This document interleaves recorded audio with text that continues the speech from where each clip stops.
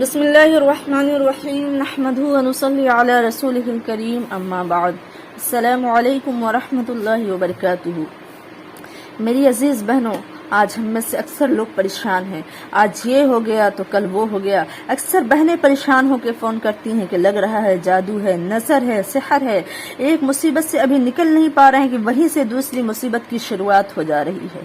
لہٰذا کچھ بتا دیں، دعا بتا دیں، عمل بتا دیں، کچھ کر دیں۔ میری عزیز بہنوں، جہاں باطل ہے وہیں اللہ تبارک و تعالیٰ نے حق بھی اتارا ہے، اور حق کے آگے باطل ٹک نہیں سکتا ہے۔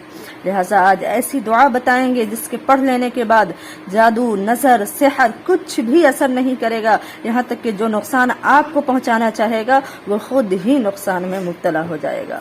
اللہ رب العزت نے حضرت موسیٰ علیہ السلام کو عصا دیا تھا، لاٹھی دی تھی جو اسلحہ بن جاتا تھا، اور جب وہ اپنا ہاتھ بغل میں دبایا کرتے تھے تو وہاں سے چمک کر روشن سفید ہو کر نکلتا تھا اور ید بیسا بن جاتا تھا۔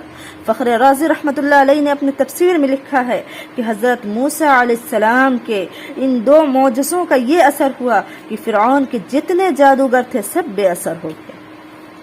آج ہم ذرا سی بات پر پریشان ہو جاتے ہیں، یہ اور بات ہے کہ جادو حق ہے۔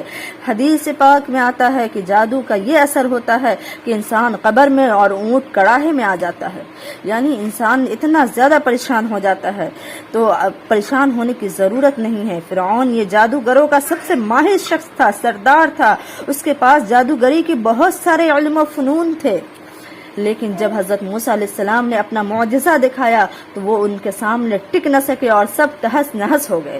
لہٰذا کتابوں میں کچھ ایسے دعا ہیں اور وظائف ہیں کہ ان کے پڑھ لینے کے بعد جو شخص اس کو پڑھ لے تو نہ آپ پہ نظر لگے گا، نہ جادو اثر کرے گا، یا کوئی حسد جلن سے آپ کو برباد کرنا چاہے، پریشان کرنا چاہے، سب اس پر خود ہی واپس ہو جائے گا، لیکن آپ پر کچھ اثر نہیں کرے گا۔ دعا یہ ہے کہ اعوذ باللہ من الشیطان الرجیم، بسم اللہ الرحمن الرحیم، وَأَرَادُوا بِهِ كَيْدًا فَجَعَلْنَاهُمُ الْأَخْسَرِينَ لا الہ الا اللہ دارت فاستدارت، لا الہ الا اللہ نارت فاستنارت، حول العرش محمد رسول اللہ صلی اللہ علیہ وسلم، انت شاف انت کاف فی مہمت الامور، انت حسبی انت ربی انت لی نعم الوکیل۔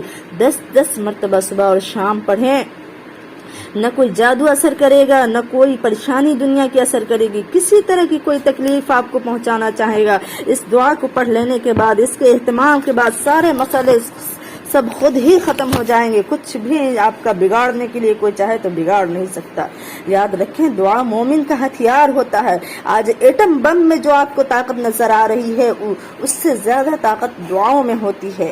پہاڑ اور سمندر سے بھی بڑے بڑے مصیبتوں کو دعاؤں کے ذریعے روکا جا سکتا ہے، اس لیے دعاؤں کا خاص اہتمام کیا کریں۔ وما علینا الا البلاغ۔